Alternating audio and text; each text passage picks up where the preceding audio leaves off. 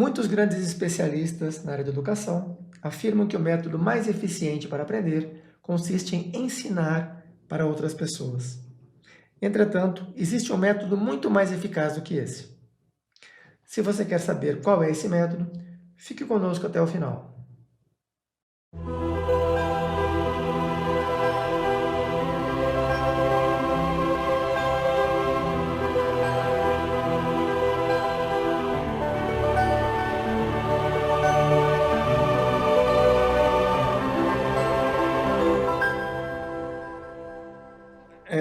Então, esse comentário de que ele subiu nos ombros de gigantes, né, tem uma interpretação de que, na verdade, o Newton não falou isso em reconhecimento ao Galileu, ao Kepler, ao Copérnico, ao Isaac Barrow, né, que foi professor dele. Talvez até ele tenha também pensado nessas pessoas, mas a principal intenção dele, de acordo com alguns autores, era de dar uma alfinetada no Robert Hooke, porque o Robert Hooke, como ele era corcunda, ele era baixo, e ele tinha uma rivalidade muito grande com o Robert Hooke, né? Então, o que pareceria um comentário modesto, né, de reconhecimento, assim, de exaltação dos cientistas anteriores, talvez, né, pode ter sido mais por uma questão de conflito pessoal, né, que ele iria mais mandar um react, né, pro Robert Hooke. Então, esse comentário dele, alguns autores interpretam dessa maneira, que é bastante plausível. Eu acho que também ele reconhecia a obra do Galileu e do Kepler, que são inquestionáveis, são importantes. O Galileu contribuiu muito para o Newton também, o Kepler também, né? Mas eu acredito que, mesmo que ele não tivesse esses precursores, que mesmo assim ele teria chegado nos resultados que ele chegou. Talvez Galileu e Kepler apontaram o caminho dos resultados que ele precisava encontrar, né? Mas não acho que as soluções em si foram que ele não conseguiria encontrar as soluções. Se ele estivesse no caminho, ele encontraria as soluções, né? Inclusive, eu acho que o Newton, se os experimentos de Michael C. Morley existissem na época do Newton, ele teria desenvolvido o teoria da relatividade no século XVII ou XVIII, no começo do século XVIII ou no final do século XVII. Eu acho que o Newton teria desenvolvido até a teoria da relatividade se houvesse dados empíricos que estimulassem os questionamentos que provocaram, né, o desenvolvimento da teoria. E com relação à obra do Galileu, foi importante, mas não acho que seja tudo isso que ele está colocando, né? Acho que tem muitos exageros aí. Colocaria Galileu no nível A, né? Ficaria abaixo do God, ficaria abaixo do S, colocaria o Galileu no A, né? O mesmo nível ali. Eu coloquei já anteriormente, falei que ficaria no S, mas eu colocaria, porque eu vou ter que colocar o Kepler no S. Se eu colocar o Kepler no S, o Galileu não poderia estar no mesmo nível do Kepler. O Galileu vai ficar no A e o Kepler vai ficar no S, né? Não sei se o Kepler está nessa lista aqui também, né? Deveria se encontrar. Sim. Fez muita coisa. Ele é o grande pai da... Enfim. Agora... não é o pai, né? Não é. Eu acho que se eu tivesse que colocar a pessoa que mais contribuiu para... Porque nós usamos hoje como ciência, eu acho que foi o Newton, né? O Newton foi o que realmente... O Newton, quase tudo que o Galileu fez, o Huygens fez em grande parte também. Não sei nem se o Huygens estaria acima, talvez, até do Galileu. O Huygens fez muita coisa, né? O Galileu, por exemplo, essa curva que o Galileu achava que era uma parábola, o Huygens revisou. O Newton revisou muita coisa no Galileu, né? E, enfim, se eu tivesse que colocar como eu não chamaria de pai, mas eu colocaria que o personagem que promoveu o principal salto, né, salto evolutivo da ciência ao longo da história depois do Aristóteles, foi o Newton, não o Galileu. Inclusive o Kepler, que foi contemporâneo do Galileu, eu acho que ele contribuiu mais que o Galileu em vários aspectos. Embora o Galileu tenha feito mais experimentos, né, então em termos experimentais o Galileu promoveu avanços importantes ali, mas eu colocaria ainda o Kepler, né, acima do Galileu, e o Newton bem acima do Galileu, né? O Newton que eu colocaria como esse personagem que representa o que é a ciência moderna, o que nós fazemos atualmente. Para a matemática seria o Euler, a notação que nós usamos hoje em grande parte do Euler, inclusive tem uma parte que é do Leibniz, né, mas a maior parte do que se usa em matemática, como nós escrevemos matemática hoje, é graças ao Euler. E com relação à ciência, a maneira como se faz ciência hoje, eu colocaria como o Newton, né? O Newton, pêndulo, que Galileu considerou o movimento do pêndulo, o Newton não só aprimorou no sentido de considerar que o movimento não é perfeitamente retilíneo, mas também que o ângulo influencia. O Galileu achava que, inclusive o Galileu chega a falar explicitamente, ele é desonesto, o Galileu, tem um ponto que ele falta com a sinceridade. Ele diz que você colocar um ângulo de 70 graus, o pêndulo, e você soltar, que não vai fazer diferença em relação ao ângulo de 5 graus, que o período vai ser o mesmo, independentemente de ser 70 graus ou 5 graus. Se ele tivesse testado de fato, ele teria constatado que não é verdade. Para um ângulo de 70 graus, você tem uma diferença sensível. Para 5 graus, você já tem uma diferença mais sutil, né? Mas para 70 graus, tem uma diferença sensível em relação ao período corrente. Inclusive o Huygens, né, usou uma curva tautócrona justamente para corrigir no relógio de pêndulo, né, essa distorção. E o Newton, ele considerou inclusive a resistência do ar, né? Ele considerou o movimento do pêndulo e a redução na amplitude em função da viscosidade do ar. Então o Newton ele foi bem além, né, de alguns pontos que o Galileu chegou, e o Newton avançou bastante e em vários outros pontos. E não só avançou, mas propôs inovações, né, muitas inovações diferentes. Então a pessoa que eu enxergo como tendo essa posição que ele está citando, de separador de águas, aí foi o Newton, não o Galileu. O Galileu foi muito importante também, ele contribuiu muito nesse processo, ele adicionou muitos tijolos, né, nesse processo, mas que realmente derrubou o barraco e construiu o edifício foi o Newton, né? O Galileu ele colocou alguns tijolinhos ali, vários tijolinhos, né? Mas o Newton foi quem revolucionou realmente. Qual que é o próximo? Pela fisionomia eu não estou conhecendo. Eu preciso ver o Baixa nome ali, João. dele. Baixa um pouquinho. Lawrence. Putz, é difícil colocar em B, né? Mas vou colocar em B só para escalar, né? Não, pode. Aqui isso eu não concordo, né? Para mim, o Lawrence está acima do Hawking, está acima do Oppenheimer, né? O Lawrence, ele não só ganhou o prêmio Nobel, como as transformações de Lawrence são... Eu não sei se é Lorentz ou se é Lawrence, né? Eu acho que é Lawrence. O Lorentz é holandês, né? Lorentz, se fosse holandês, seria Lorentz. Eu não tenho certeza se é Lawrence ou Lorentz. Mas, enfim, ele foi um precursor da teoria da relatividade, né? O Lorentz, o Fitzgerald, o Poincaré, né? O Lamore, né? Então, o Voigt.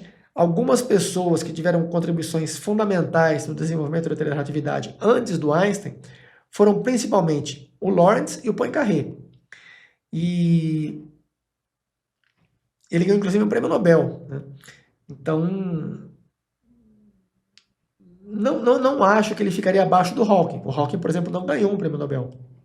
Em parte, não é por culpa dele, é porque não houve experimentos que possibilitassem testar empiricamente as descobertas dele. Então, em parte, não é culpa do Hawking.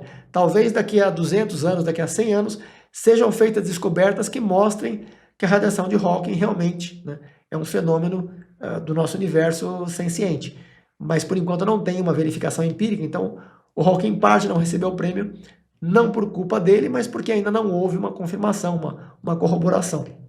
No caso do Lorentz, houve, né, e ele ganhou um prêmio Nobel.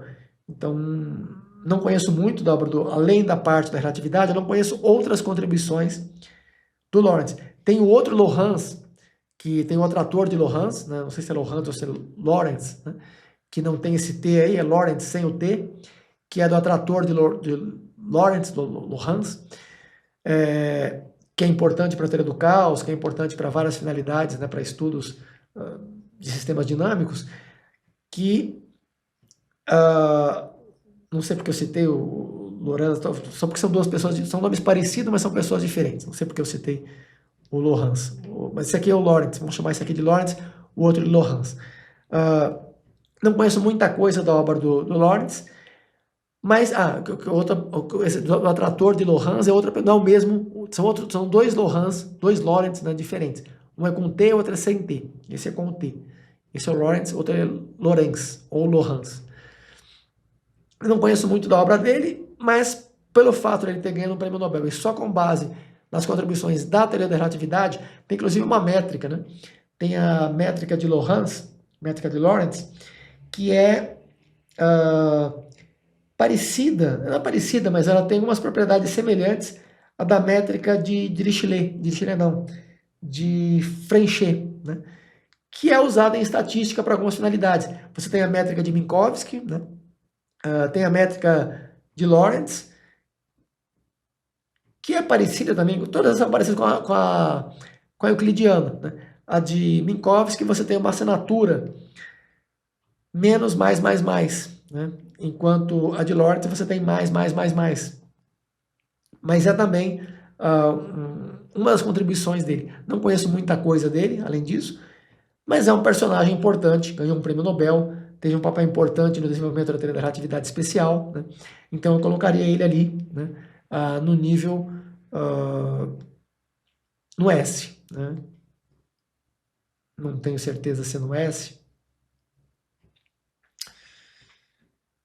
Ele ficaria entre o S e o A, uma situação parecida com o do Schrödinger, né? O Schrödinger está num nível semelhante, né, ao do Lorentz, talvez o Lorentz um pouco abaixo, né? Então o Schrödinger está lá 1 em 300 milhões, eu botaria o Lorentz num nível semelhante ao do Schrödinger. Opinião, tá, Colocar, pessoal? pode colocar. Lorentz é B. Lorentz teve uma contribuição muito importante. E tem uma coisa que existe dentro da relatividade restrita, que é muito... A relatividade restrita ele é muito... O Einstein é o dono da relatividade restrita. Só que o Einstein usou de muito ferramental de cientistas que vieram antes dele, como, por exemplo, Minkowski, Poincaré e o Lorentz. Tanto que as transformações que dão base à relatividade restrita são as transformações de Lorentz que ele criou ali, que ele desenvolveu para tentar explicar o que estava acontecendo com tal experimento dos interferômetros de Maxwell-Morley, ao qual eles não conseguiam detectar o éter. Enfim, Lorentz é incrível também, mas incrível, mas comparado aos outros, eu tenho que escalar com relação aos outros. Não é uma contribuição muito...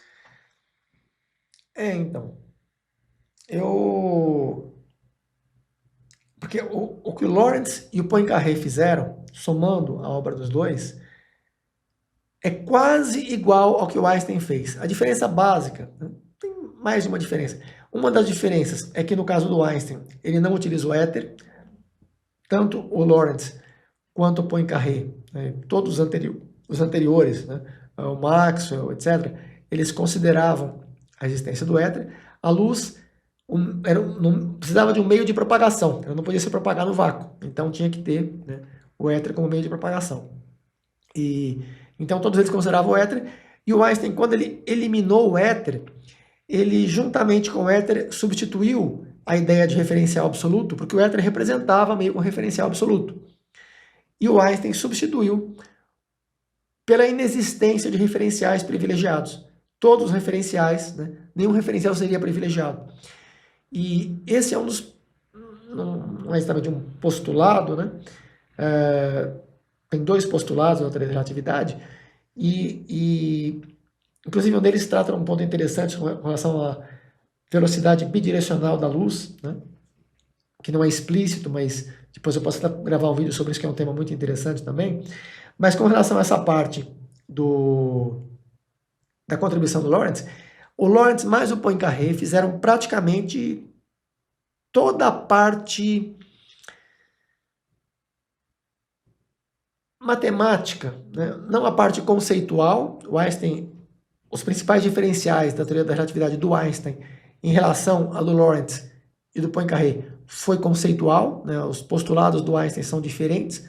Inclusive o Poincaré ele não usa como postulados, ele tenta deduzir, né? Ele não coloca ele parte de outros postulados mais elementares e tenta deduzir o que o Einstein apresenta como sendo um postulado, né? Então tem algumas diferenças fundamentais aí, inclusive na axiomatização, etc., né? E o Einstein fez basicamente a mesma coisa que o Poincaré e o Lorentz, né? Do ponto de vista matemático. Na verdade, o Lorentz fez até mais matemática do que o Einstein. O Einstein não era tão bom em matemática assim, né? Ele começou, o amigo dele,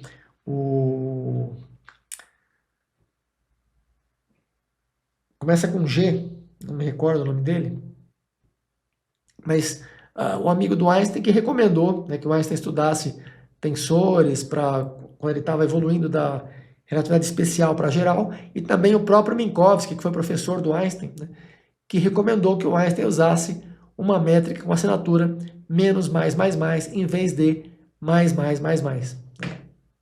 E tem várias complicações aí também, tem várias sutilezas a serem consideradas aí, mas vamos focar aqui, né? Então, o Lorentz eu consideraria, independentemente de que o Einstein tenha feito uma obra maior, mas o Einstein está lá no topo, tá com os 5 maiores, os 6 maiores de todos os tempos. O Lorentz não está no mesmo nível, mas ele está perto. Então eu colocaria junto com o Schrödinger, eu colocaria no S. O Lorentz ficaria ali junto com o Schrödinger, aproximadamente. Newton é God também. God tier. God tier. Newton God tier. não tem o que discutir, God né? tier. Newton... Penrose é A. Newton não precisa nem falar, né? Newton não é. O Penrose, ele tem o teorema da singularidade, né? Eu acho que ele teve contribuições para a radiação de Hawking. Ele tem várias outras teorias, né? Inclusive ele propôs modelos para tentar detectar possíveis multiversos interagindo, outros universos externos ao nosso interagindo com o nosso, por meio de círculos que formariam as bordas da intersecção, indicariam matéria colidindo e gerando círculos energéticos, né, com brilho ou emissão de algum tipo de radiação. Tem outras, né, contribuições dele. Ganhou o prêmio Nobel recentemente, né? Eu colocaria num nível junto com Schrödinger e... O Gauss está errado, o Gauss está para cima, né? Colocaria com Schrödinger no nível S ali, né? O Penrose ficaria no nível... eu coloquei inicialmente 1 em 1 bilhão, mas eu vou colocar 1 em 300 milhões, porque tem vários que se encaixam ali. E esses daí estão... Então, aquele nível S que eu falei inicialmente, que seria 1 em 1 bilhão, vamos colocar 1 em 300 milhões, porque tem muita gente, né, que vai ter que encaixar ali. Então, vamos colocar... né,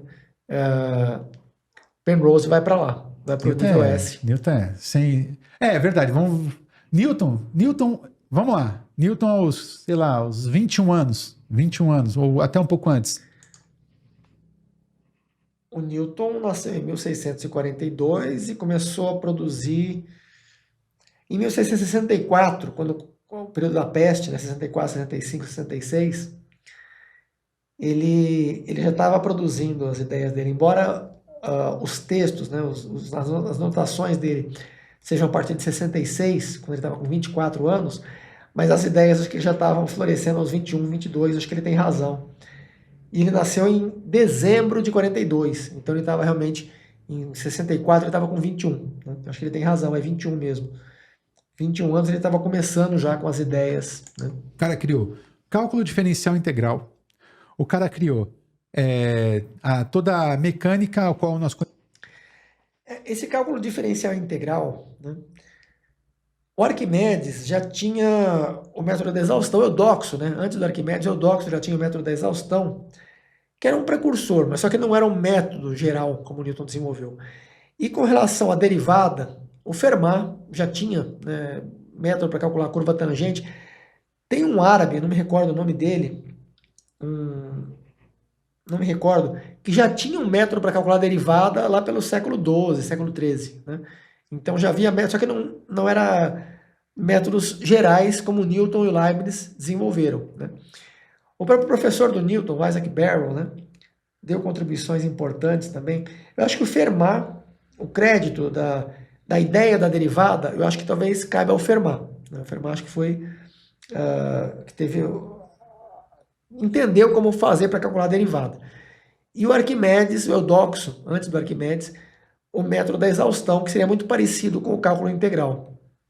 E o Newton foi o que tratou essas questões de forma meio que algorítmica, né, generalizada. Ele resolveu o problema de uma forma... Porque o Fermat tratou de alguns casos particulares, o Arquimedes e o Eudoxo também trataram de casos particulares, mas o Newton ele formalizou isso e tratou de forma, né, abrangente, generalizada, e, enfim. O Newton foi o que realmente pode-se considerar que ele, assim, ele não provavelmente criou o cálculo, mas ele generalizou o cálculo de uma forma completa. Não completa, mas muito mais abrangente do que se fazia antes, né? Então, nesse aspecto, a teoria da gravitação, a luz, né, a decomposição da luz no prisma, a natureza da luz, a dinâmica de um modo geral, o binômio de Newton, né, os métodos de aproximação Newton-Raphson, né, muita coisa. Newton fez, inclusive, avanços até na estatística, que são usados para a estatística, foram, em parte, o Newton foi precursor. Na metodologia, quando você lê o Principia, né, você vê muitas sutilezas que ele percebeu, que muitas vezes os autores não mencionam, mas que está implícito ali no que ele está fazendo e que é de uma profundidade extraordinária, né? Então, o Newton, assim, é um fenômeno intelectual, um fenômeno na física, um fenômeno na matemática, na astronomia, né? E um polímata, né, extraordinário. Ele contribuiu para a química, para a alquimia na época, para a teologia, né, para a filosofia, para a economia, né? Ele trabalhou na Casa da Moeda. Enfim, o Newton não tem muito que, assim, o topo lá, junto com o Gauss, né? E é isso, né? Conhecemos e estudamos. Ele inventou gravitação. Ele tem trabalhos na área. Não é que ele inventou a gravitação, né? O Galileu e o Kepler, eles intuíram razoavelmente. O Filipono, né? Antes do Galileu e o Kepler, o Filipono já tinha uma noção de gravitação. O Galileu, o Galileu tem um comentário próprio, tanto o Galileu quanto o Kepler tem uma declaração muito parecida dos dois. O Galileu, ele diz o seguinte: você tem no universo existem apenas duas esferas em repouso, uma em relação à outra, e elas fossem abandonadas em repouso, elas tenderiam a se aproximar espontaneamente uma da outra, né? Então ele tinha uma rejeição muito forte à ideia de uma força invisível entre objetos que não tivessem contato físico. O próprio Newton tinha rejeição a isso. O Kepler também tinha rejeição. Então tinha um certo preconceito, né, a essa ideia de atração. Embora eu ia falar Guilford, não tem nada a ver com Guilford. Não me recordo o nome. Que já havia estudado o magnetismo. Então já era desde a antiguidade, né? O magnetismo era conhecido há muito tempo. Então eles já sabiam que existia um tipo de força que promovia uma atração ou até uma repulsão à distância sem contato direto. Já se sabia disso. Entretanto, eles tinham uma rejeição à ideia de que a gravitação poderia ser, né, dessa maneira. O próprio Newton tinha rejeição a isso. O Einstein, né, a proposta do Einstein é que é uma deformação do espaço-tempo é que promove o movimento dos objetos e não uma atração por troca de bósons, né? Então tem uma diferença aí também. Mas com relação ao comentário que ele fez, vou até voltar que eu não me lembro exatamente o que ele falou aqui. 6:19. Ele tem trabalhos na área na área de ótica. Ele falou que ele inventou a gravitação, né? Eu não diria que ele inventou, ele desenvolveu uma teoria, porque o Aristóteles já falava de gravitação, ele falava da queda dos graves, né? Então, Newton não inventou nem a palavra, nem o conceito, ele desenvolveu uma teoria da gravitação que tem um formalismo matemático, que é demonstrada geometricamente no Principia. Então, não é que ele inventou a gravitação, já se conhecia a ideia de gravitação, o conceito de gravitação já se conhecia há muito tempo. Quando a palavra inventou nesse contexto também tem um problema epistemológico aí, né? Porque é como se a gravitação não existisse antes do Newton. Depois que o Newton inventou, as coisas começaram a cair, né? As coisas não caíam antes. Tem um problema também semântico e epistemológico, né? Mas tirando esse detalhe de lado, considerando que se ele desenvolveu, né, inventou a palavra ou o significado, não, isso já existia. Desde a época de Aristóteles já se tinha esse conceito, né? Não era como é hoje, hoje é muito parecido com o que o Newton propôs, mas já existia. O Filipono já tinha uma ideia razoável disso, né? Então, a ideia de gravitação já existia, né? Ele não inventou. Ele desenvolveu uma teoria que explicava matematicamente com rigor muitos fenômenos gravitacionais. Ele unificou, né, a queda contínua da Lua em torno da Terra com projéteis disparados a diferentes velocidades, né? O Galileu já tinha pensado sobre isso também, e o Newton meio que aprimorou, né, e generalizou também. Então, o que Newton fez foi uma unificação da queda de corpos celestes e terrenos, sublunares e extralunares, né? E ele deu um formalismo matemático para isso. O Galileu e o Kepler intuíram, mas não deram um formalismo matemático. O Newton foi o que, inclusive, ele formalizou muita coisa, não só isso, né? Ele deu uma abordagem, uma mudança de paradigma justamente nessa visão de dar formalismo matemático para tudo ligado à ciência, em especial, né, à filosofia natural, que seria a física. Então, não é que ele inventou nem no sentido epistemológico e semântico, e nem no sentido conceitual, né? Ele não, mas parece que é pouco, né? Ele exclusivamente o que ele fez foi outra coisa. O que ele fez foi dar um formalismo matemático para o conceito que já existia. E ele explicou quantitativamente, ele explicou as rampas inclinadas do Galileu, ele explicou o período do pêndulo do Galileu, né? Então ele explicou muita coisa a partir da gravitação, muita coisa que não tinha uma explicação geral, uma teoria geral que explicasse. Ele desenvolveu uma teoria, ele criou uma teoria, né, que explicava tudo isso. Poderia dizer talvez que ele inventou a teoria da gravitação. Aí seria talvez, né, ele inventou a teoria da gravitação, seria talvez uma declaração mais apropriada, embora eu não usaria o termo inventor, eu diria que ele desenvolveu, né, a teoria da gravitação. Cara, eu não sei enumerar aqui a quantidade de contribuições que o Newton teve em 5 anos, assim, é uma coisa... Com 20 e poucos anos. Com 20 e poucos anos. Ele conseguiu explicar com a gravitação dele por que os planetas ficam dando voltas em torno do Sol. Entende? Tipo, ele é um deus. Não, ele é, cara, tipo, O Newton, né, essa dizer que ele é um deus, né, não faz o menor sentido, mas ele foi um personagem extraordinário, assim, ele tá no patamar ali do Gauss, do Einstein, né, tá num patamar talvez até acima do Einstein, né?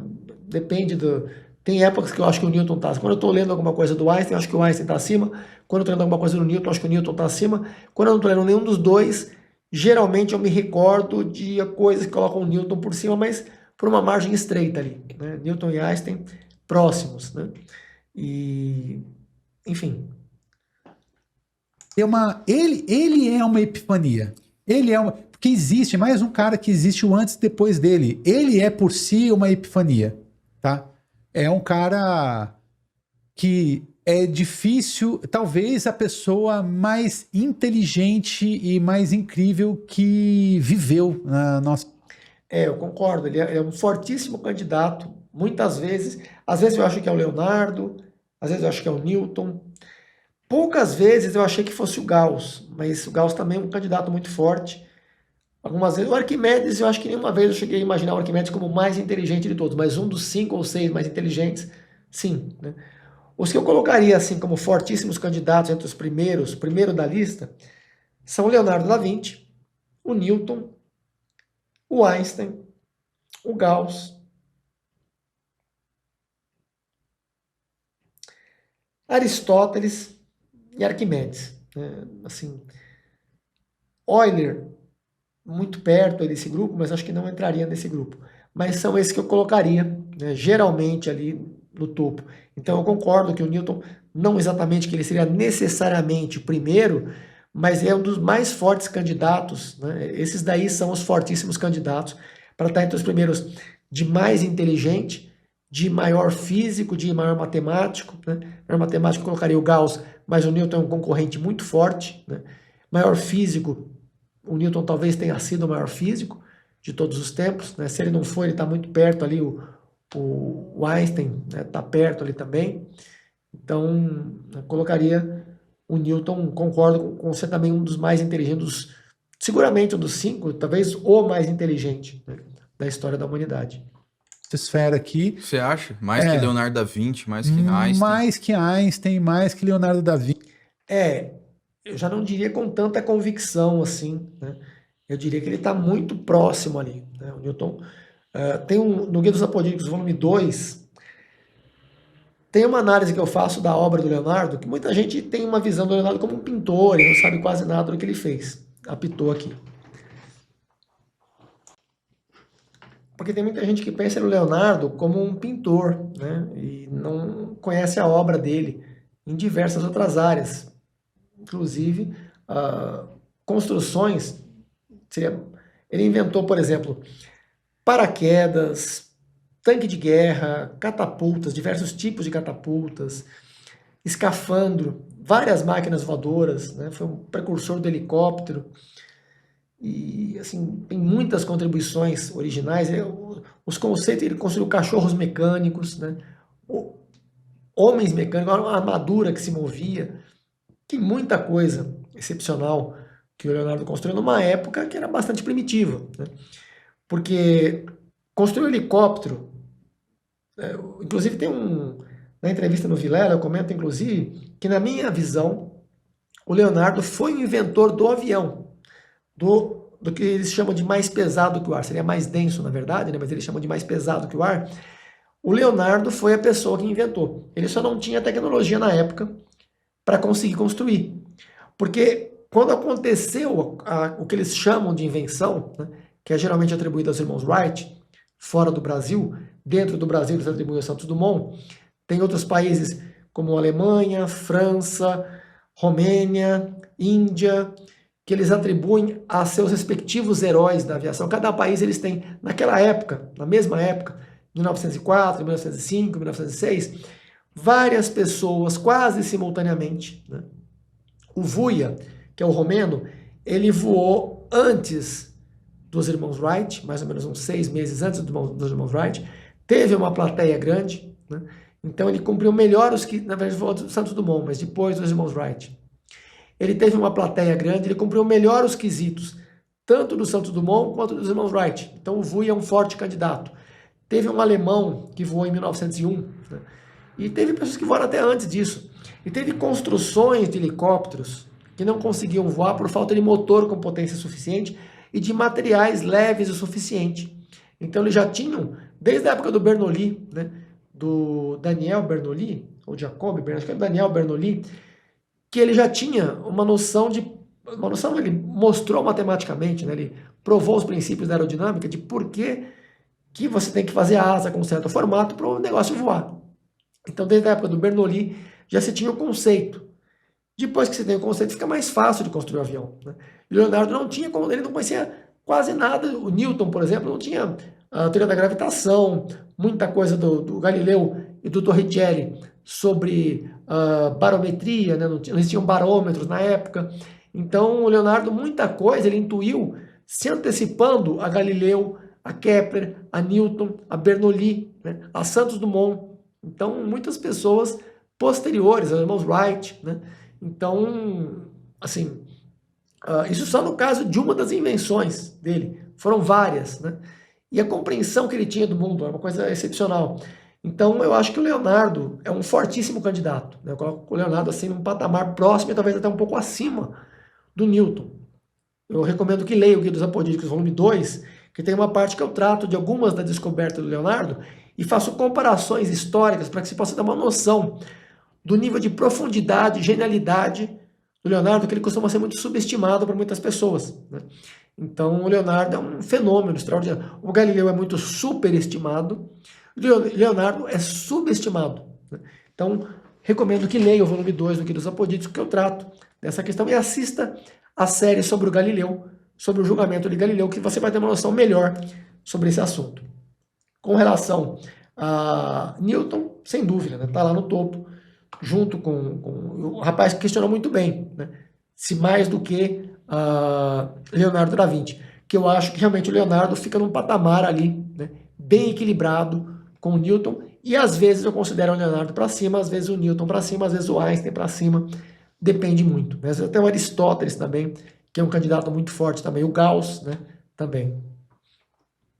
Eu conheço pouco de Leonardo da Vinci, é claro, mas sabe, são caras assim que estão dentro de um contexto, cara, que mudaram a história. São pessoas que mudaram a história da humanidade.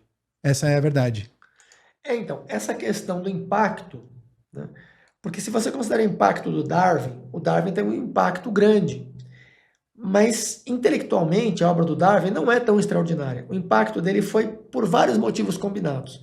Um deles é porque ele era um membro da aristocracia, ele tinha um poder aquisitivo alto, ele tinha facilidade para publicações, para alcançar um grande público, para divulgação, atingir o público intelectualizado, né? Tanto é que o Patrick Mathieu, que desenvolveu a teoria antes dele, não teve impacto, né? E desenvolveu a teoria bem antes do Darwin, com menos recursos intelectuais que o Darwin. Intelectuais, eu quero dizer, conhecimentos, né? Porque o Darwin, durante 8 anos viajando com o Beagle, ele foi bombardeado com muita informação que facilitou o trabalho dele. O trabalho intelectual dele não foi tão grande porque ele recebeu muita informação, ficou fácil, entre aspas, ficou meio que evidente para ele aquele processo, porque ele recebeu muita informação, né? Então, ele sendo uma pessoa inteligente, com 170, 175 de QI, recebendo aquela quantidade gigantesca de informação, era fácil para ele desenvolver aquela teoria, foi meio que intuitivo e natural para ele. Para o Patrick Mathieu foi mais difícil. Patrick Mathieu foi mais inteligente que o Darwin por resolver o mesmo problema com muito menos informação. Ele teve que ter um trabalho intelectual maior para resolver o mesmo problema. E o Wallace também, né? O Wallace teve um trabalho mais difícil que o do Darwin para desenvolver a mesma teoria. Então, tem aí uma complicação, né? Tem um artigo que a Tamara escreveu recentemente, recomendo que leia, está no site da Sigma, que o Wallace, ele, no livro Como a Mente Funciona, do Steven Pinker, ele menciona,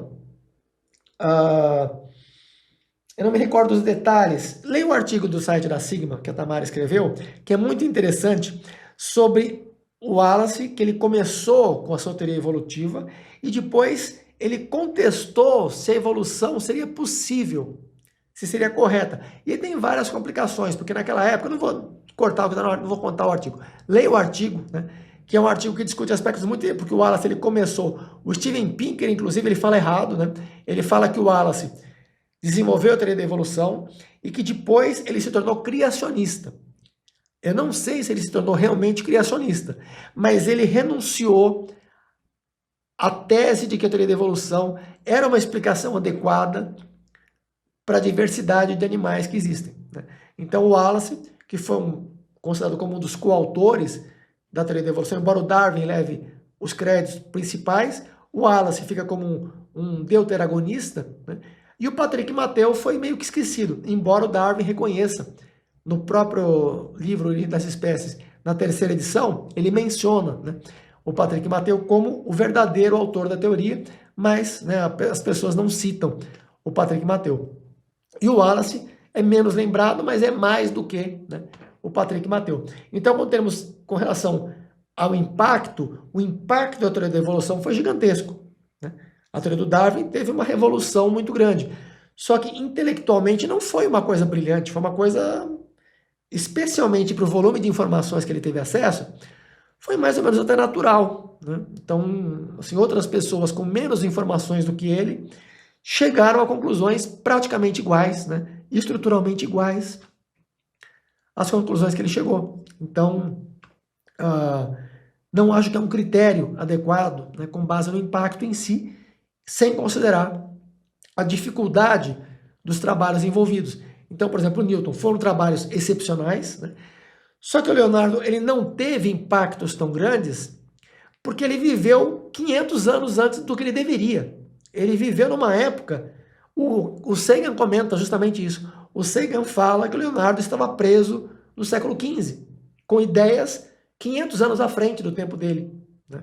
Então ele tinha uma visão de futuro, que não era possível construir aquelas máquinas com a tecnologia da época. E também era muito difícil ele dar todos os saltos necessários para que ele próprio desenvolvesse todas as tecnologias de motor a vapor, de motor a gasolina, porque motor a vapor nem era suficiente. Então tinha aí Joule, Watt, né, que nem eram suficientes. Inclusive um motivo pelo qual a corrida pela construção do avião só aconteceu no começo do século XX, 1904, 1905, 1906, foi justamente porque até 1894, 95, os motores eram a vapor. e a potência em relação ao peso dos motores a vapor não era suficiente para conseguir decolar. Precisava ser muito leve para conseguir decolar. Então eles não conseguiam decolar com motor a vapor. Foi só quando começaram a produzir motores a gasolina que aí sim foi possível construir aviões com materiais mais leves e também com motores mais potentes, com potência suficiente. Porque a tecnologia da aerodinâmica, a ideia geral dos aviões, já existia desde a época do Leonardo. O Leonardo, a grande ideia do Leonardo, qual foi? Antes do Leonardo, a lenda de Ícaro e Dédalo, por exemplo, eles queriam voar com asas, eles queriam voar imitando os pássaros. Então você colocava asas, batia as asas e voava. Essa era a ideia que se tinha, né, antes do Leonardo. O Leonardo mudou essa ideia, porque ele compreendeu que não são as asas que fazem voar. O que faz voar é você empurrar o ar para baixo e aí você vai para cima. Aí ele remonta ao Empédocles, né? O Empédocles que compreendeu, o Empédocles e o Arquimedes. O Empédocles compreendeu a existência do ar, que você passa a mão aqui, mas que existe alguma coisa aqui, que é o ar. O Empédocles foi o que, entre aspas, né, descobriu algumas propriedades, não descobriu também, mas algumas propriedades do ar. E o Arquimedes, o parafuso de Arquimedes, é uma boa inspiração para o Leonardo. Só que o parafuso do Arquimedes era para fluidos, para água, né, para fluidos mais densos, para fluidos em estado líquido. E o Leonardo aplicou isso a fluidos em estado gasoso, né? E ele compreendeu o conceito, quer dizer, não é, você não precisa de asas para voar, o que você precisa é de empurrar o ar para baixo e isso faz com que você suba, né? Quer dizer, ele compreendeu o princípio da ação e reação antes do Newton. Não só isso, vários outros princípios. Ele compreendeu intuitivamente, ele não deu um formalismo matemático, né? Mas ele compreendeu antes do Newton. E não só isso, vários outros, né? As descobertas do Leonardo foram extraordinárias. Só que o impacto dessas descobertas foi menor, em parte, porque as principais inovações dele, ele não conseguiu tornar essas inovações funcionais, porque não havia tecnologia na época suficiente. Então, julgar a importância dessa obra e considerar o critério que ele comentou do impacto é um critério interessante que precisa ser considerado, mas no caso específico do Leonardo, ele não produziu impacto. Não era por culpa dele, é porque não havia tecnologia suficiente. E não tinha como ele desenvolver trabalhos do Joule, do Watt, de outras pessoas, né, de séculos posteriores, no século XV. Não havia como, tinha muita coisa que precisava desenvolver para chegar àquele nível. Então não dava. Seria gerações, várias gerações, de vários acúmulos tecnológicos, né?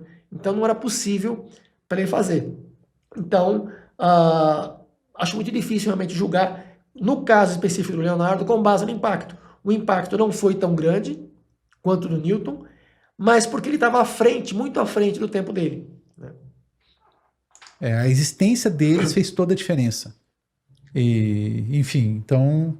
Entre Newton e Galileu, vamos lá. Newton, eu ficaria Newton? com Newton, sim, com Newton. Penrose. Penrose é um outro cara bastante importante, mas ele... Ele é contemporâneo? Ele é mais contemporâneo, é um cara que Eu acho que está vivo, tem não sei se ele faleceu, mas várias tá vivo, contribuições na área de relatividade geral e tantas outras áreas, é um grande pensador, então ele merece ficar no ar. Penrose merece ficar no ar. Interessante. Então, eu colocaria o Penrose junto com o Schrödinger, né? O Gauss tá lá em cima, né? Então, ficaria... Penrose ficaria no nível no S. Penrose ficaria 1 em 300 milhões, né? Ficaria no 1 em 300 milhões ali. Não sei se 1 em 300 milhões, né?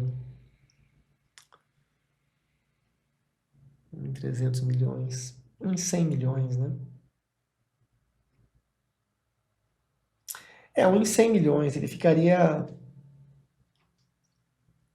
no nível do Hawking, né? É o A mesmo. Eu colocaria o Penrose no A, junto com o Hawking. Não sei se eu coloquei o Hawking aí, não me recordo onde eu coloquei o Hawking. Não me lembro mais onde eu coloquei as outras pessoas. Mas eu acho que eu colocaria... o Penrose ficaria no A e acho que o Hawking também eu colocaria no A.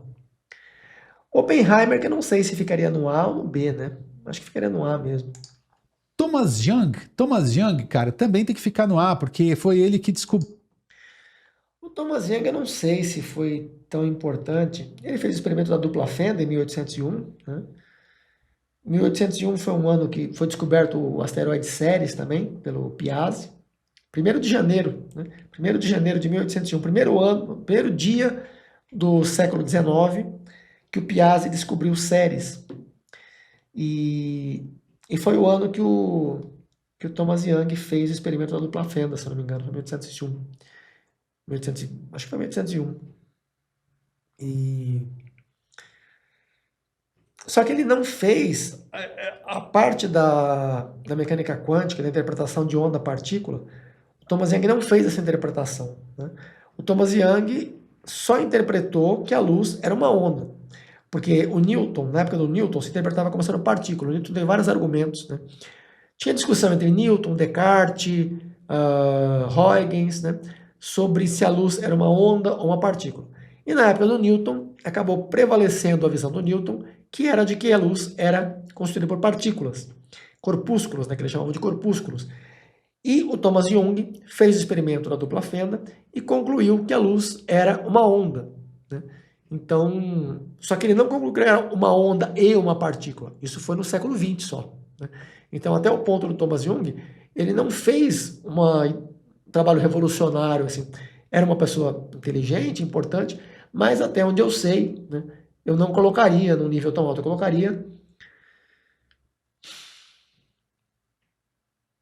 Eu não saberia dizer, né? Em princípio, eu colocaria ou B ou C. O C é o nível de 1 em 1 milhão, o B é o nível 1 em 10 milhões. Eu acho que talvez o B seja um nível, né, adequado para o Thomas Young, que colocaria no B, né? E esse Lorentz eu não colocaria onde está. Né? Abriu o caráter ondulatório da luz, como a gente já mencionou hoje aqui. O Euler foi um grande matemático com contribuições assim estupendas, que eu também não vou nem saber enumerar a quantidade de contribuições que esse cara teve. Mas ele é dono de coisas. Ele tem um número com o nome dele, que é o número de Euler. Enfim, muito do trabalho dele hoje tem aplicação na área de economia, muito dos trabalhos dele, das sequências que ele descobriu, das coisas que ele fez, enfim. É um cara sensacional, é A também, não tem como. Eu não colocaria no A, eu colocaria ele no S, né? Eu quase colocaria ele no topo, lá junto com o Gauss, né? Junto com o Gauss, com Einstein, com Newton, né? Ficaria quase, até colocaria talvez lá, não sei se eu colocaria lá, 1 em 20 milhões, né? 1 em 20 bilhões. O Euler fez contribuições em mecânica celeste, em todos os campos da matemática. O que o Paul Erdős fez no século XX, Paul Erdős publicou mais de 1.200, 1.500 artigos, né? O Euler publicou mais artigos do que o Erdős e mais profundos e mais originais e mais impactantes que o Erdős, né? Então, em quantidade, em qualidade, em profundidade, em originalidade, em impacto.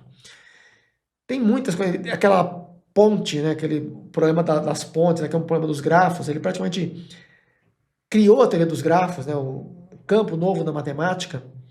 A identidade de Euler, né, tem um papel importante. Ele foi o primeiro a representar os números imaginários com o I. Quase toda a notação matemática que nós temos hoje foi o Euler que desenvolveu, que adotou essa metodologia. Tem livros de mecânica celeste que nós usamos hoje, século XXI, que continuam usando métodos do Euler do século XVIII, né? Então, a mecânica celeste do Euler para aquela época era extraordinária. Assim, fez avanços extremamente importantes. O formato da Terra, né? Ele contribuiu para a compreensão do formato da Terra. O Gauss também fez contribuições para a compreensão do formato da Terra, mas o Euler, a questão do formato da Terra, hoje parece uma coisa trivial, né? A geologia e tal, mas não é. É uma questão matemática extremamente complicada, porque você tem um sólido em rotação, que na verdade não é um sólido, ele é um fluido com gradiente de densidades, e não é um gradiente suave, você tem camadas que têm transições de fase abruptas. Então você tem o manto, que você tem uma certa densidade, uma certa viscosidade, um conjunto de características que vai até um certo ponto, e chega numa parte que você abruptamente muda as propriedades. Tem uma mudança gradual, né? O manto superior não tem a mesma densidade que o manto inferior, né? Assim como o núcleo externo e interno, você não tem, a densidade varia gradualmente, mas chega numa região que você tem uma mudança brusca, né? Então, é uma estrutura que para você calcular as propriedades dessa estrutura, para você determinar o formato da Terra como um objeto em equilíbrio hidrostático, considerando todas as características desse objeto, é muito complicado. Tem muitos matemáticos que dedicaram muito tempo a isso, né? O Jacobi, né?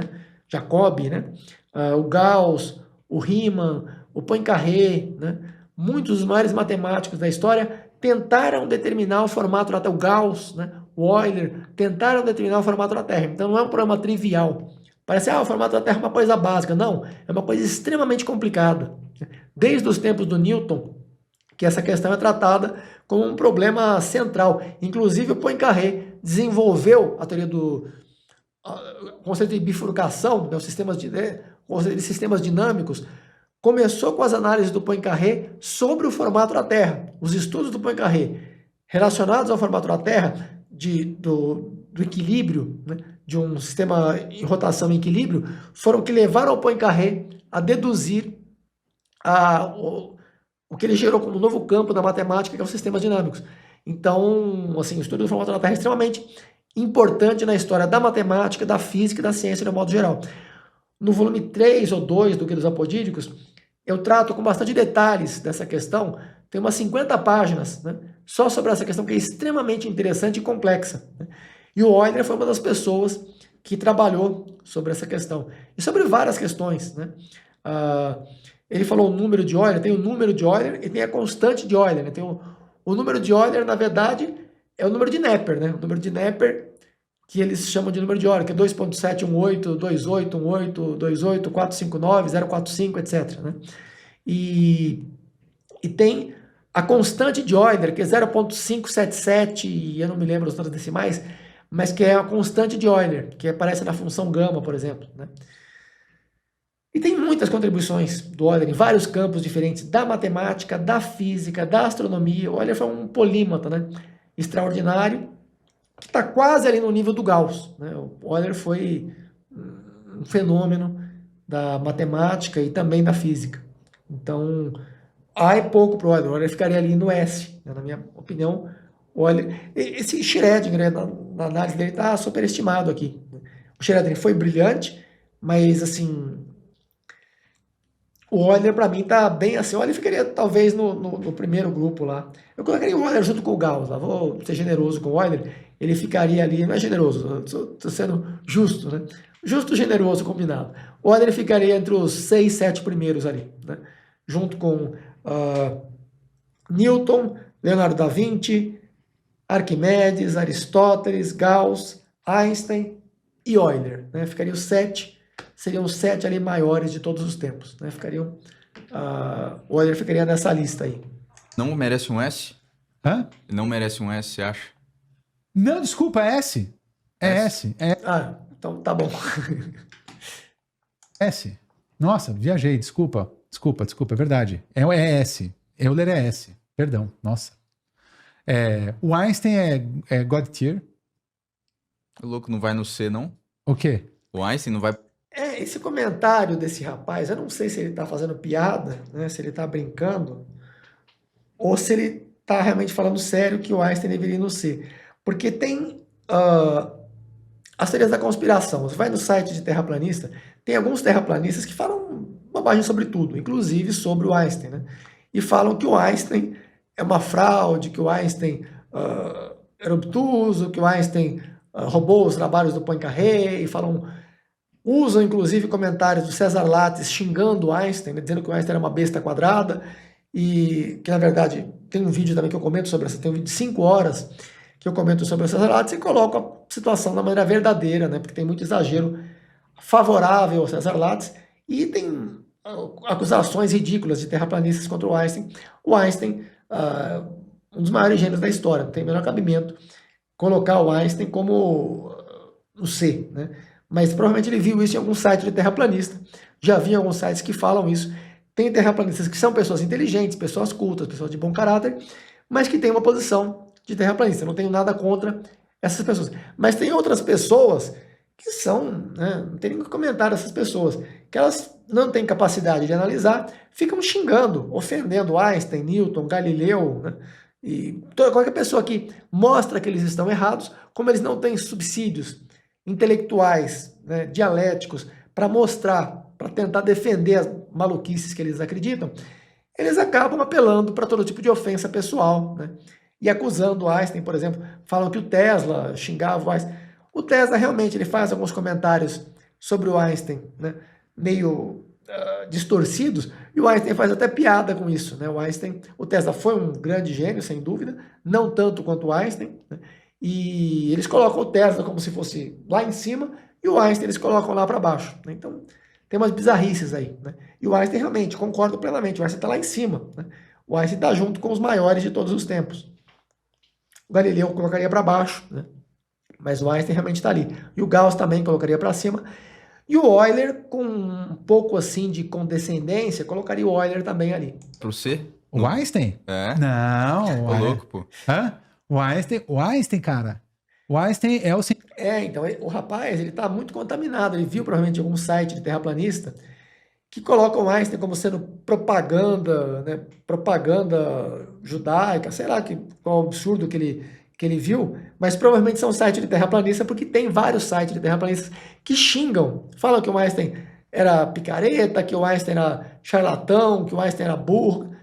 Cara, não tem o mínimo de cabimento nisso, né? O Einstein foi um dos 5 maiores gênios da história da humanidade, né? Com segurança, e talvez o maior, né? Assim, Newton, Einstein, Leonardo, Gauss estão muito perto ali um do outro, né? E quando estou vendo alguma coisa do Einstein, muitas vezes quando eu estou estudando alguma coisa do Einstein, naquele período eu passo a considerar o Einstein acima do Newton, inclusive, acima do Leonardo, né? Então é um fenômeno extraordinário. O entendimento que o Einstein tinha da natureza, do mundo, a profundidade que ele compreendia as coisas, é excepcional, né? Não tem como colocar que não seja ali junto no topo com os maiores de todos os tempos. cientista mais importante do século XX. O Einstein. Disparado no século XX, né? E seguramente um dos 5 de todos os tempos, né? É um dos pais da mecânica quântica. O Einstein tem contribuição, é mais um daqueles caras que tem contribuição em tudo, cara. Ele inventou a relatividade. Essa questão de um dos pais da mecânica quântica, ele tentou, ele tinha uma relação de ódio, nem de amor e ódio, de ódio, né, com a mecânica. Ele tinha uma rejeição à mecânica quântica, mas as tentativas dele de refutar a mecânica quântica contribuíram muito para ampliar, na verdade, uma parte, não é bem com a mecânica quântica de um modo generalizado, mas com o princípio da incerteza, né, que é uma das bases da mecânica quântica. Mas com relação a, por exemplo, um dos artigos dele de 1905 trata justamente da discretização dos pacotes de energia, né? Então, o quanta de luz é basicamente uma ideia que tá ligado também às bases da mecânica quântica, que é a discretização, né, de massa, energia, tudo praticamente, né? Tudo pode ser discretizado e as coisas funcionam no universo como estando discretizadas e não como variáveis contínuas, né? E o Einstein teve esse entendimento. Então, ele teve um papel central no desenvolvimento de partes fundamentais da mecânica quântica, mas ele tinha também uma rejeição muito forte a outras partes. O princípio da incerteza, o Einstein tinha uma rejeição muito forte, né? Inclusive os experimentos de Einstein, Podolsky e Rosenbaum, né, são justamente uma tentativa do Einstein de refutar a mecânica quântica, refutar o princípio da incerteza, né, a mecânica quântica como um todo, né? E então havia aí essa relação do Einstein, mas as contribuições dele para a mecânica quântica foram muito importantes, né? Para a física como um todo, né? Ele inventou até uma geladeira, né? O Einstein inventou, poucas pessoas sabem disso, mas ele inventou uma geladeira, que não fez muito sucesso, né? Mas ele inventou porque fizeram outras geladeiras mais eficientes em alguns aspectos, né? Mas ele chegou a inventar também uma geladeira, fez muita coisa o Einstein, né? Ponte de Einstein-Rosen, condensado de Bose-Einstein, teoria da relatividade especial, teoria da relatividade geral, efeito fotoelétrico, que foi o prêmio Nobel de 1921, foi pelo efeito fotoelétrico, mas ele merecia uns 5 prêmios Nobel, assim, com folga, né? Com muitas contribuições, equivalência de massa e energia, né? Teve muitas contribuições extraordinárias do Einstein. Geralmente, os especialistas em educação falam sobre 4 métodos de aprendizado. O primeiro consiste em você apenas ler ou ouvir os conteúdos. Você apenas memoriza aproximadamente e depois tenta reproduzir. O segundo método consiste em, além de você ler ou ouvir, que você também escreva, porque isso você fixa de duas maneiras diferentes. Você usa dois tipos diferentes de memória e com isso você fixa melhor a informação. Entretanto, ainda é apenas um método de memorização mecânica, relativamente superficial e ineficaz. O terceiro método consiste em, além de você ouvir ou ler e você também escrever, você resolver exercícios aplicando aquilo que você está aprendendo. Isso faz com que você tenha contato com uma variedade de outras alternativas, além daquelas que você está tomando contato. Então você precisa fazer generalizações e aplicar essas generalizações da aplicação do que você aprendeu. Isso força você a realmente tentar compreender o conteúdo, em vez de você apenas memorizar e repetir. Entretanto, ainda é um método relativamente superficial e não leva a uma compreensão profunda e completa do conteúdo. Por isso que os especialistas geralmente recomendam que, além de você ler ou ouvir, você também escrever e você resolver exercícios, que além disso você explique para outras pessoas. Porque quando você explica para outras pessoas, isso exige que você realmente prepare uma compreensão suficiente para que você vá além daquele conteúdo que foi abordado. Porque você tem que estar prevenido, você tem que estar preparado para quando a pessoa apresente dúvidas, você consiga esclarecer essas dúvidas de maneira adequada. Então não adianta que você apenas aprenda aquele conteúdo que foi apresentado, mas que você vá além daquilo, que você procure por ramificações que não foram abordadas, mas que também são necessárias para a correta compreensão do tema. Então acaba exigindo mais de você para que você consiga realmente cercar os detalhes, pegar as nuances e as variações mais sutis daquele conteúdo. Isso acaba levando a uma compreensão melhor do que se você apenas resolver os exercícios. Entretanto, existe um método que vai além. E esse método é quando você debate com outras pessoas.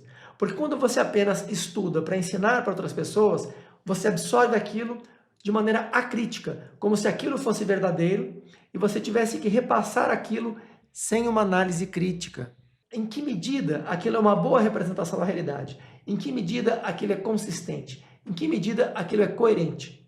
Quando você precisa debater, você depara com conflitos, você depara com alternativas em que você precisa investigar se aquela informação é realmente verdadeira, e em que medida ela é plausível, em que medida ela é fidedigna à realidade. Porque às vezes ela é parcialmente verdadeira e parcialmente não é.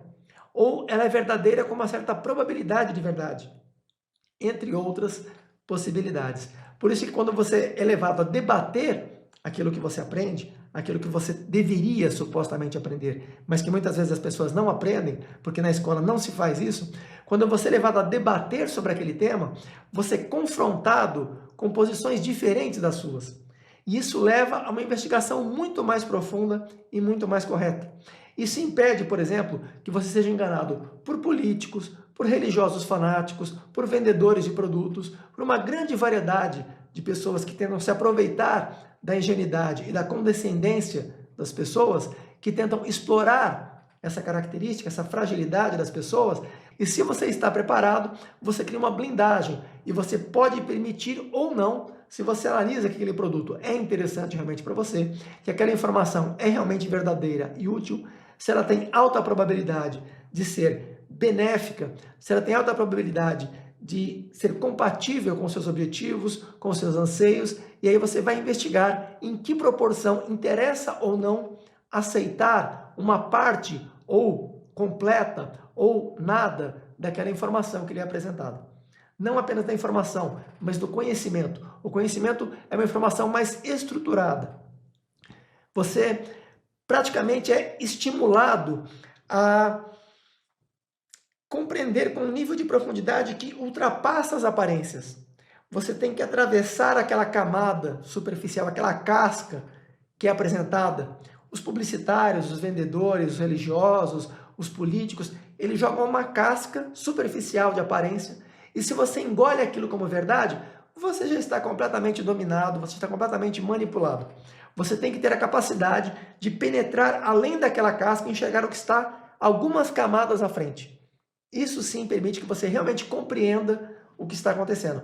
E a escola, lamentavelmente, não faz nada disso. Ela faz quase o contrário. Ela incentiva a memorizar e repetir sem o mínimo de análise crítica. Por isso é extremamente importante que você busque alternativas fora do que a escola oferece. Nós recomendamos o Guia dos Apodídicos, que é um livro extremamente profundo, sofisticado, com análise de um nível altíssimo. Embora o livro seja uma maneira ineficaz de aprendizado, porque é uma leitura passiva, o conteúdo do livro é apresentado de forma ativa, em que cada informação, cada conhecimento é debatido não apenas sobre dois lados opostos, mas sobre uma grande variedade de ângulos diferentes. Seria uma visão multidimensional, multifatorada e com muito mais profundidade e muito mais rigor analítico do que você encontra em praticamente qualquer outra alternativa de análise crítica e análise criativa.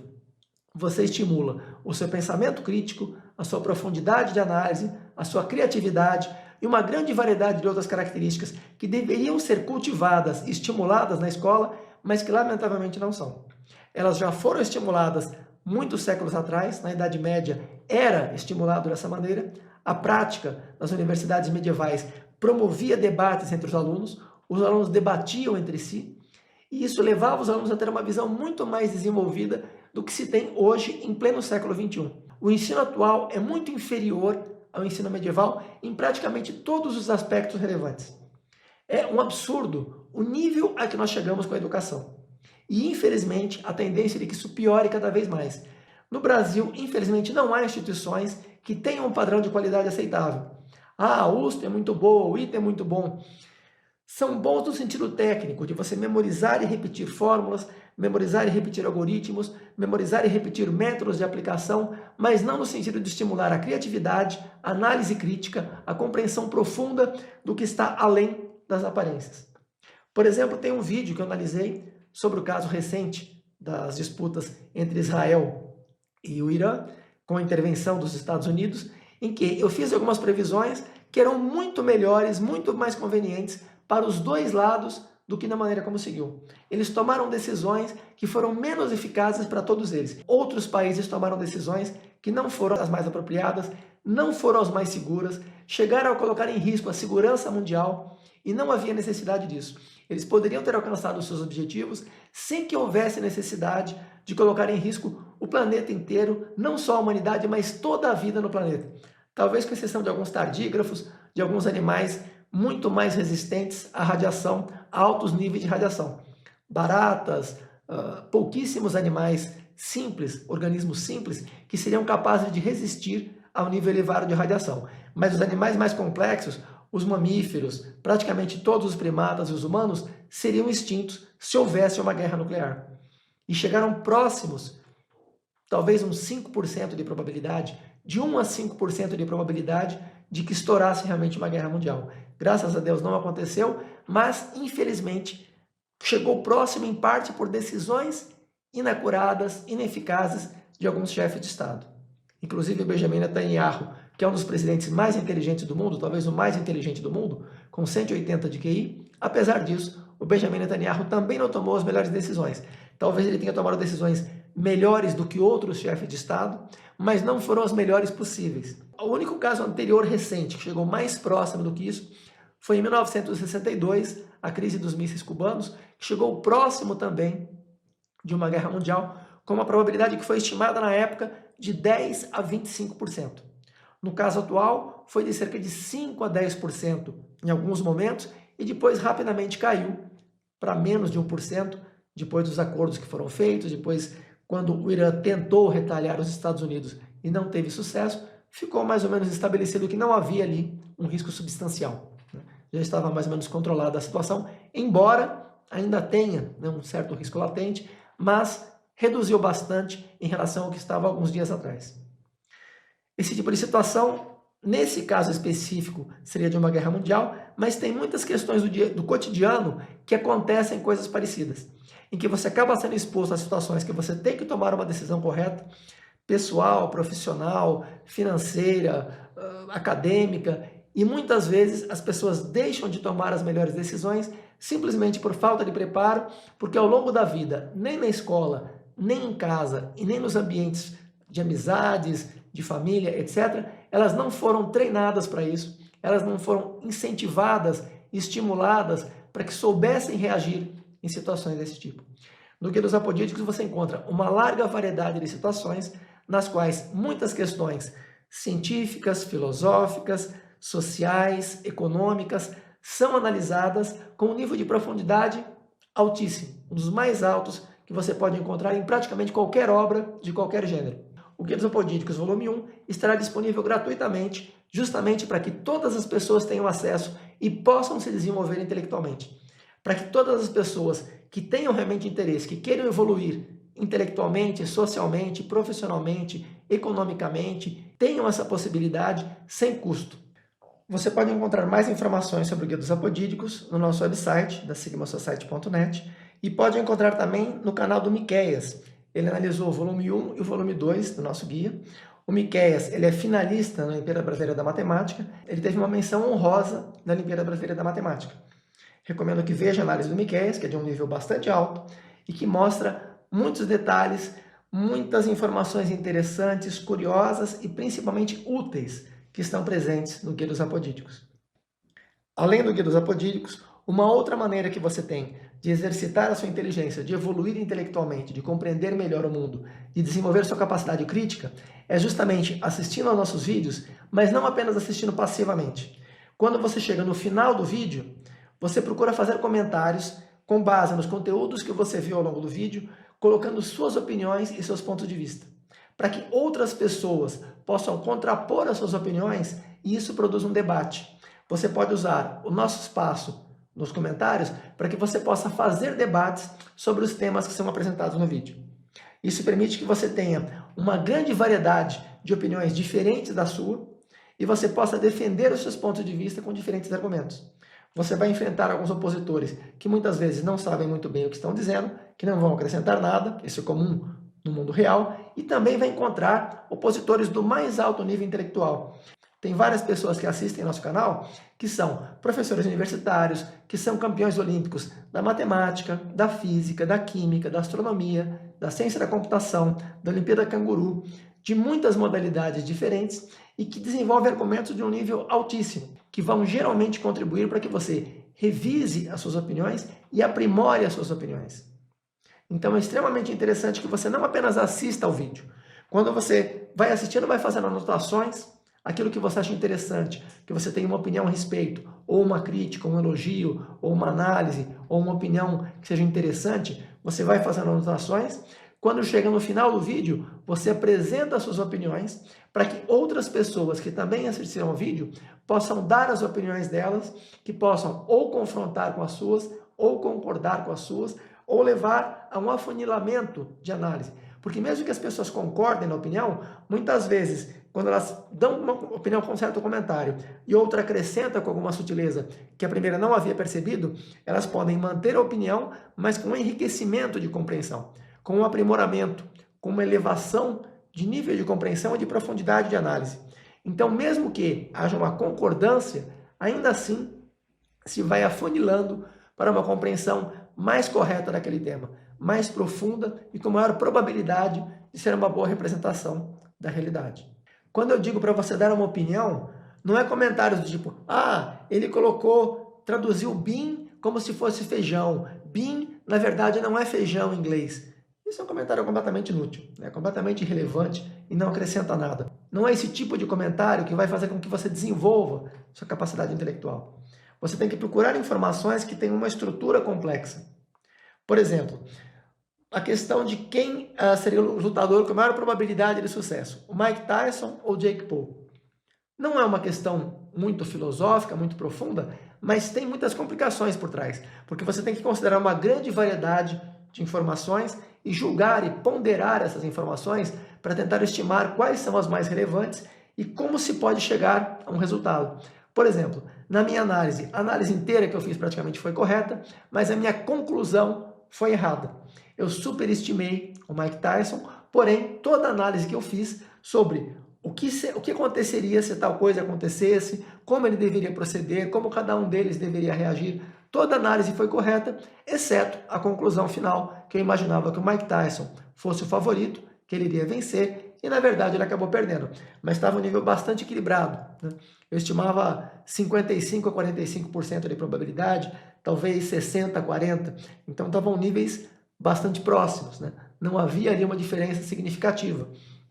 Então, o fato de ter errado no resultado final não é tão importante quanto o fato de ter acertado na grande maioria dos elementos estratégicos importantes para a compreensão do que cada um deveria fazer para ter o melhor resultado possível. Porque na vida é basicamente isso. Se você chegar, por exemplo, em segundo lugar numa competição e você faz aquilo que deveria fazer da melhor maneira que você pode, isso é muito mais importante do que se você chega em primeiro lugar por sorte, fazendo um monte de coisas erradas, sem ter noção do que você está fazendo. Porque se você fizer por sorte, você vai repetir em outra ocasião e vai ter fracasso, fracasso, fracasso. Agora, se você chegou em segundo, fazendo as coisas da maneira mais eficiente e acertando por méritos e não por sorte, quando você vai em outra situação, você vai ficar em primeiro, em segundo, em primeiro, em terceiro, em primeiro.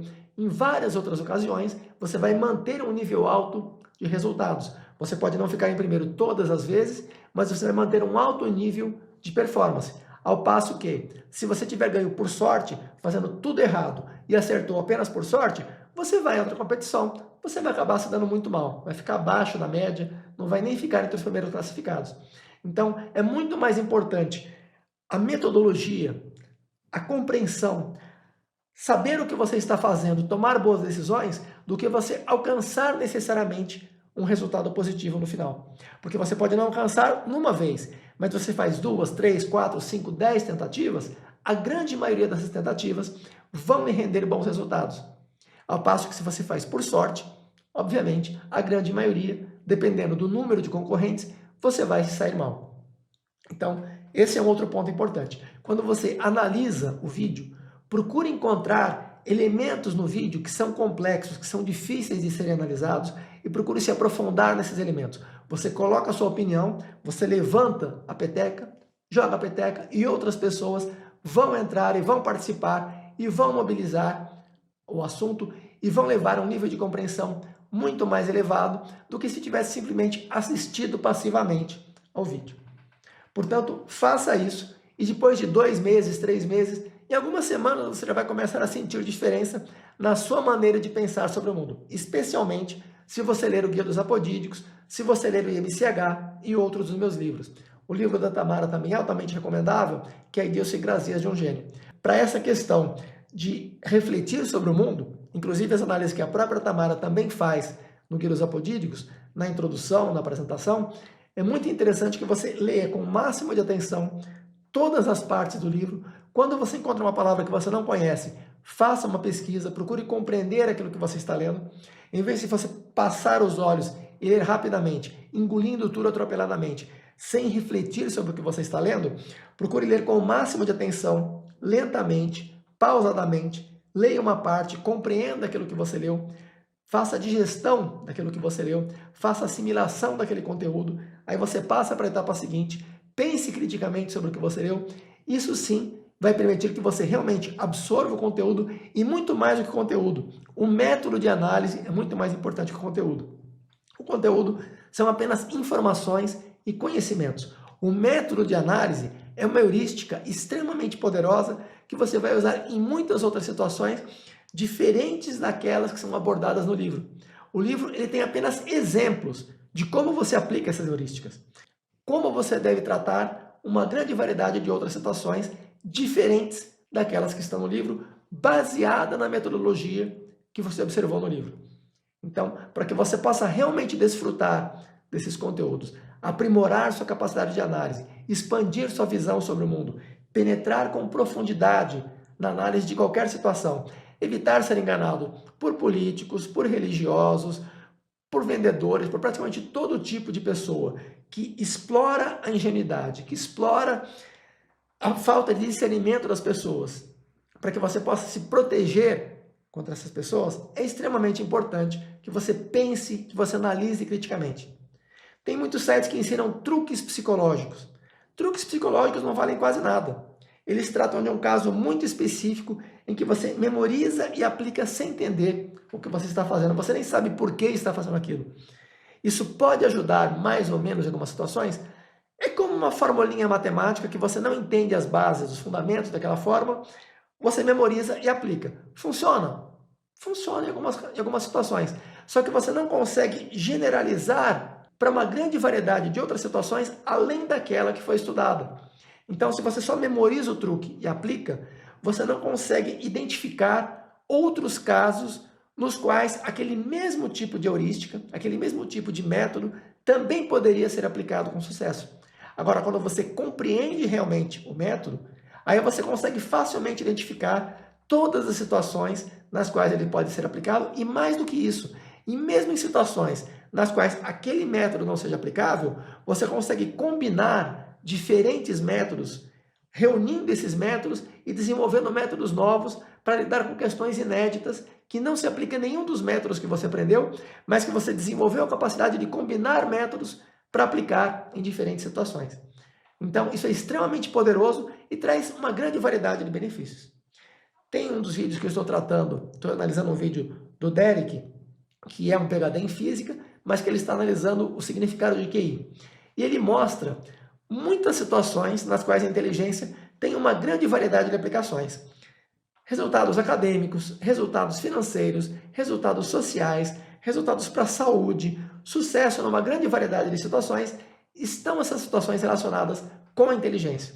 A inteligência é basicamente a sua capacidade de tomar boas decisões, de compreender melhor o mundo, de, entre várias alternativas possíveis, você identifica aquelas que são mais promissoras para o seu caso.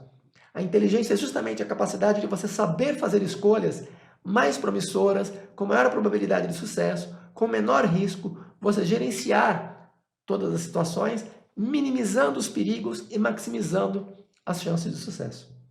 Por exemplo, um dos resultados apresentados pelo Derek é que a cada 15 pontos de QI, você aumenta em 27% a probabilidade de chegar a uma certa idade. No caso específico do estudo que ele apresenta, é de 76 anos. Qual a probabilidade das pessoas chegarem aos 76 anos ou morrerem antes disso? Para cada 15 pontos a mais de QI, aumenta em 27% a probabilidade de chegar aos 76 anos. E mais do que isso, chegar com qualidade de vida, com saúde, estável financeiramente e com muitos benefícios. Isso decorre justamente como a pessoa conduziu a vida dela, como ela tomou decisões inteligentes ao longo da vida, evitando riscos desnecessários, evitando trapaças, sabendo tomar decisões mais lucrativas, sabendo tomar decisões de selecionar amigos que são mais confiáveis, selecionar parceiros mais promissores. Então são muitas decisões que a pessoa toma ao longo da vida e o acúmulo dessas decisões leva a maior prosperidade, mais saúde, mais sucesso social, financeiro, acadêmico e muito mais, né?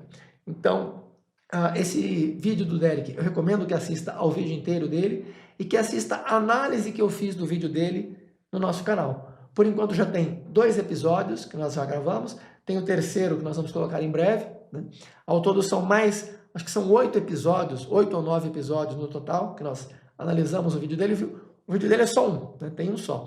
Só que nós analisamos o vídeo dele com muito mais profundidade. Então, cada detalhe que ele fala sobre QI, nós mostramos o que está correto, o que não está, o que faz sentido, o que faz mais ou menos sentido, o que é distorcido. Então, nós pegamos o vídeo dele e destrinchamos com muita profundidade, mostrando o que é inteligência, como ela se aplica em muitas situações, quais os pontos positivos e negativos dos testes de inteligência, quais testes são aplicáveis para certos perfis de pessoas, porque tem testes que são bons para pessoas com QI de 70 a 130, tem outros que não são. Tem outros testes que são para pessoas com QI de 110 para mais, ou de 130 para mais. E tem pessoas que não podem fazer o teste de 70 a 130, porque elas vão ter um resultado distorcido. E para outras pessoas é o contrário. Então, existem testes para diferentes finalidades, para diferentes faixas de QI, para diferentes perfis personológicos, cognitivos, etc. Recomendo, portanto, fortemente que assista aos vídeos do nosso canal e que ao final de cada vídeo, coloque suas opiniões, vá anotando ao longo do vídeo todos os trechos interessantes que você acha que merece uma análise para que você possa compreender melhor o tema que foi discutido. Todos os vídeos do nosso canal envolvem reflexões sobre os temas. Não é um bombardeio vazio de informações. Não é nos nossos vídeos você não recebe apenas uma leitura vazia em que pega um texto ou pega uma lista de informações e vai jogando informações. Não, é muito diferente disso. São análises muito profundas em que são discutidas muitas possibilidades, muitas alternativas, e você recebendo esse tipo de informação, você tem como gerar um proveito muito grande, não só da informação em si, mas principalmente do método de análise. Principalmente as nuances que muitas vezes, quando você assiste sem comentar sobre o que você viu, você deixa passar 90% do conteúdo. 90% do conteúdo você perde de aprender e de compreender quando você não comenta no final. Isso você só percebe quando você coloca as suas opiniões no final, aí você percebe o que realmente você não havia percebido e que era a base, era a essência do que você deixou escapar. E isso acontece com mais de 99,9% da população. A cada 1000 pessoas, tem uma que consegue compreender razoavelmente o que foi apresentado. 999 em cada 1000 pessoas não compreendem corretamente o que foi apresentado, não só no meu vídeo, mas em praticamente qualquer livro de alto nível. Livros do Newton, do Einstein, do Poincaré, todos os livros com uma certa complexidade, com uma certa profundidade, as pessoas leem, não compreendem o conteúdo, acham que compreenderam, memorizam um monte de informações incorretas e saem por aí achando que estão compreendendo as coisas e aplicando incorretamente aquilo que elas acham que entenderam. Por isso é extremamente útil e importante que você coloque os seus questionamentos, coloque as suas opiniões e receba as opiniões de outras pessoas que analisam a sua opinião. E você também dá opiniões sobre o que outras pessoas falaram. Você coloca suas próprias opiniões e você também dá a sua opinião sobre o que outras pessoas falaram a respeito do vídeo. Isso vai permitir que você eleve o seu nível de compreensão, o seu nível de análise crítica a patamares muito mais elevados. Algumas pessoas que já leram o Guia dos Apodídicos deram depoimentos, recomendo que você leia tanto os depoimentos na Amazon, quanto os depoimentos do nosso site, quanto os depoimentos até nos nossos vídeos. Várias pessoas que leram o Guia dos Apodídicos fazem comentários nos nossos próprios vídeos. Então, sugiro que você leia esses comentários, que assista às análises do Miqueias no canal dele, que ele faz uma análise muito boa, de um nível muito alto. E recomendo que você leia também as introduções, que leia os textos de apresentação, tanto da Amazon quanto da Sigma Society. Leia as opiniões das pessoas, tanto as que leram o livro, quanto as que prefaciaram o livro, que vão lhe ajudar a ter um entendimento muito melhor, a ter uma projeção do que você vai encontrar no livro. E recomendo, obviamente, que depois, se você achar que isso é compatível com seus objetivos, se você é uma pessoa que quer evoluir intelectualmente, que quer crescer na sua capacidade de análise, capacidade crítica, sua criatividade, em todos os aspectos intelectuais, recomendo fortemente que você leia o Guia dos Apodídicos e recomendo que assista a nossos vídeos e que comente os conteúdos que tem nos nossos vídeos. Não apenas que você assista passivamente, mas que você interaja positivamente. Eu não comento praticamente nenhum dos vídeos, é muito raro que eu comente algum vídeo. Estou fazendo vários trabalhos em diferentes áreas. Fiz recentemente uma contribuição para uma melhor compreensão do equilíbrio de Nash, que é o 8º ganhador de prêmio Nobel que eu faço uma contribuição substancial. Eu já aprimorei os trabalhos de 7 ganhadores de prêmios Nobel em economia e 1 de física. Com esse do Nash, são 7 de economia. Antes dele, eram 6 de economia e 1 de física. Além da contribuição com o trabalho do John Nash, tem vários outros trabalhos importantes, com inovações bastante substanciais, que fiz em várias áreas diferentes. Não apenas em econometria, mas também em astrometria, antropometria, estatística, psicometria, fundamentos da matemática, lógica e muitas outras áreas. Recomendo que você leia no site da Sigma Society, tem um resumo biográfico, no HM, Sigma Society /HM, tem um resumo biográfico com algumas das minhas contribuições. Não tem ainda essa atualização do equilíbrio de Nash, que vai ser atualizado A Tamara vai acrescentar na próxima atualização. E tem outras também inovações que não constam ainda lá, mas em breve nós já vamos atualizar também. Mas tem lá uma lista significativa das minhas contribuições. Então, é uma oportunidade, né, que você tem em língua portuguesa, não tem nada parecido em língua portuguesa, e mesmo em língua inglesa, que os principais conteúdos atualmente estão em língua inglesa, chinesa e cirílico russo, né? Então, os principais conteúdos, principalmente em inglês, porque muitos chineses e russos também escrevem em inglês, mas você encontra também algumas coisas que não estão disponíveis em inglês, mas que estão em russo ou em chinês. E em língua portuguesa é muito carente, são poucos conteúdos de alto nível que você tem em língua portuguesa.